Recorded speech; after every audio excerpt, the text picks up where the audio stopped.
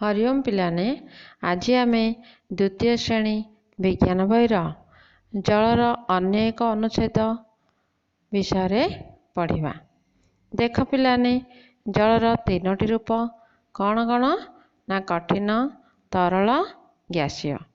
कठिनर अर्थ कौन ना जल को आमे शीतलीकरण यंत्र बा फ्रिज भितर किछि घंटा रखिदेबा ताहले से कठिन हो जाए।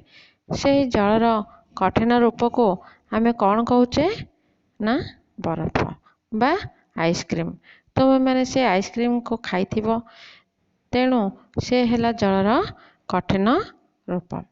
तापर देखिबा तरल रूप जोड़ा कि जलर प्राकृतिक अवस्था। आमे गाधोचे रोषेई करछे विभिन्न काम रे व्यवहार करुछे एहिटा होची जलर तरल अवस्था बा तरल रूप। तापर देखिबा गैसीय रूप बा अवस्था। देख पिलाने तुम माँ माने रोषेई करुथिबे से रोषेई करबा समय रे पानी हांडी को जदि गैस उपरे बसाई जाल देबा ताहले पानी उत्तप्त होई थाए। से पानी उत्तप्त होई ऊपर को बाष्प आकार रे उठी थाए। से बाष्पीय रूप को जलर गैसीय अवस्था बोली कहा जाए। तेणु बुझी पारल पिलाने आमे जलर तीनोटी रूप विषय जानिले। वर्तमान आमे जल चक्र उपरे देखिबा। जल सबुबले विभिन्न रूप को परिवर्तित होई थाए।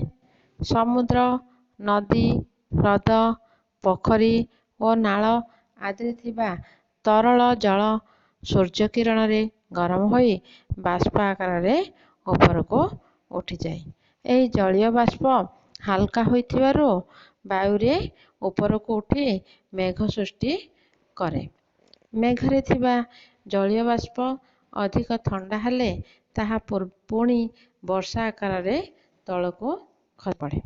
जलर बारंबार विभिन्न अवस्था देई जाई पुणी थरे थरे फेरी आसिबा को जल चक्र कहा जाए। तेणु तुमे पिलाने ये चित्रटी को देख जल केमती उत्तप्त सूर्य किरण द्वारा जल उत्तप्त होई बाष्प आकार रे ऊपरे वायुमंडल को उठे। वायुमंडल रे मेघखंड सृष्टि होई मेघखंड को मेघखंड बाड़े हुए। बाड़े हेबा द्वारा घड़घड़ी शब्द बिजुली मारि थाए। पुणी आउथरे सेथिरे पुणी वर्षा आकार रे बादल वर्षा आकार रे तळको पुणी दे आसे। पुणी आउथरे सूर्य किरण द्वारा उत्तप्त होई पुणी ऊपर को उठे। एई जो चक्र आकार रे घूरी थाए ऊपर को उठे पुणी तळको आसे। एडा को कहा जाए जल चक्र। बुझी पारल पिलाने? धन्यवाद।